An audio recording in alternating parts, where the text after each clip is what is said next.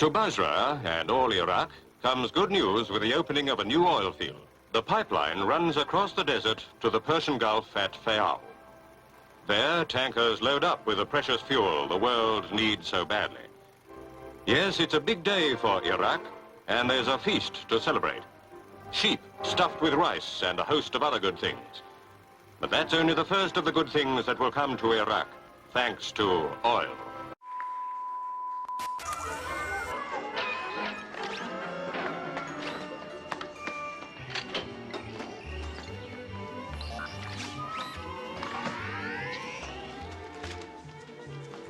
Our American way of life. Isn't it grand? Peace, freedom, and bacon and eggs. Seems perfect.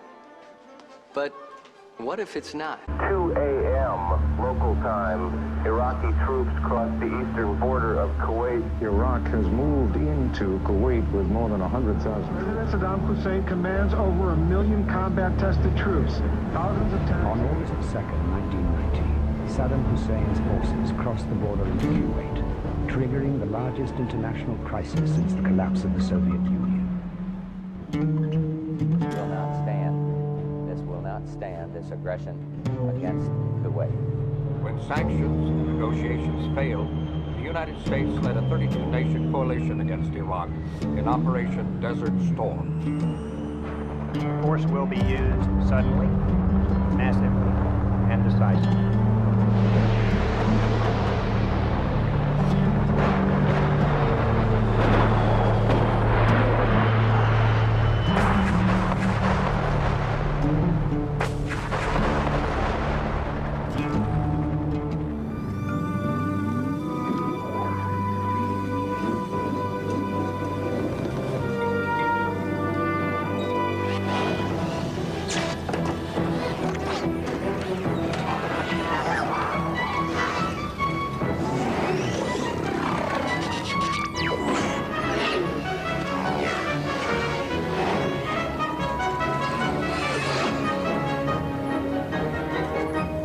California could be in for a breath of fresh air because the federal tree huggers have mandated that America's big 7 automakers must start producing some zero-emission cars, and GM have got there first. The electric car is here.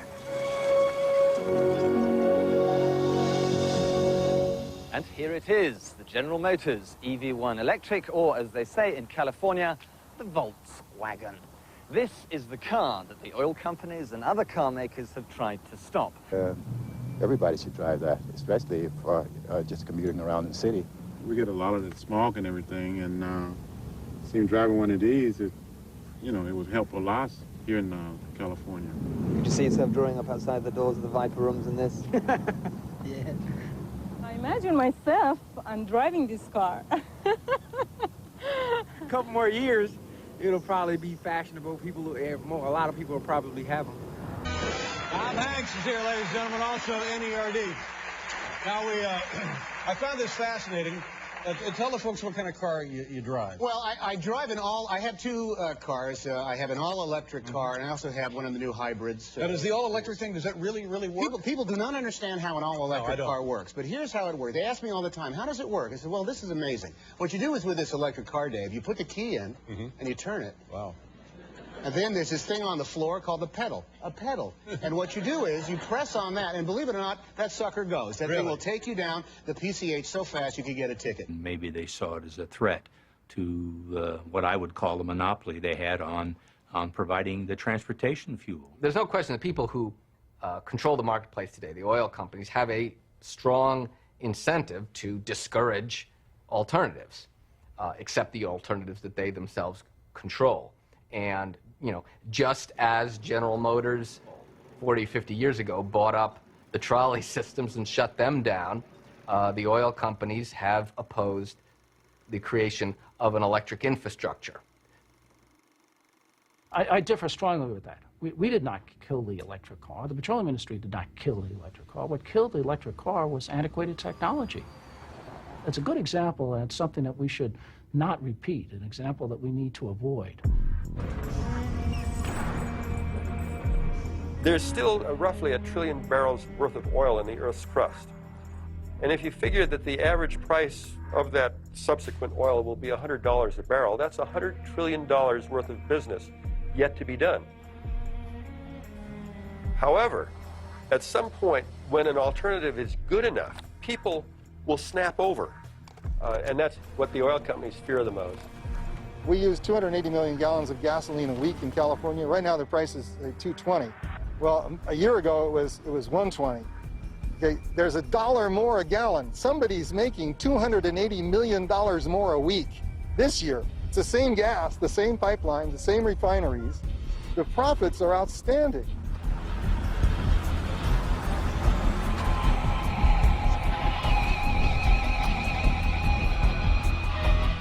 What the oil companies feared is that electric vehicles would become successful 6 years from now. California, an environmentally friendly car, is fueling a passionate debate.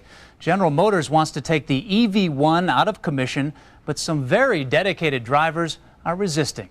Here's Bill Redeker. No pistons, no valves, no exhaust. It's all electric and fast. It's very powerful. I mean, 0 to 60 in less than 9 seconds is pretty good. But the EV1, General Motors' pollution-free rechargeable car, is being scrapped. I love it. I love it. I'm so sad I'm not going to have it for the rest of my life. GM never sold the EV1, it only leased them, and is now demanding that all of them be returned. So most of the returned vehicles have been donated to museums, cannibalized for parts, or sent to this junkyard. They'll be crushed and recycled. When GM introduced the EV1, California was setting the toughest auto pollution standards in the nation. 10% of all cars sold here this year were to be zero-emission vehicles. But California dropped those standards after being sued by automakers. And we are not going to just stand here. We're going to keep demanding that they build these cars again. Anybody else feel that way?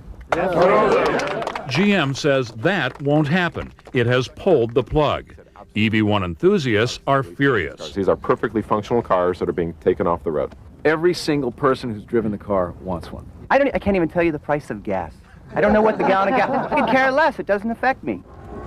It will when the last of the leases expire later this year, and GM's car of the future becomes a relic of the past. 2016 will go down as the hottest year on record. If you take a look at submarines that went to the North Pole 50 years ago, like the Nautilus, and then compare it with the results of today, we find that the ice has actually decreased by 50% in the last 50 years. Scientists are warning the planet's now reached a grim climate milestone not seen for 2 or 3 million years. The National Oceanic and Atmospheric Administration says the amount of heat trapping carbon dioxide in the atmosphere is top 400 parts per million. What I loved about it was, I get in the car, first of all, you turn it on, you don't know it's going. It's like silent. I would go up Coldwater Canyon, which is a very steep canyon. I'd go over the top. On the way up, I'd be using all the energy. You just coast down the hill and it recharges the car. I used to take it to the beach, come back, you plug it in at night. That's all you did. Nothing. No repairs, no nothing. I was crazy. Who killed the electric car? And for God's sake, why?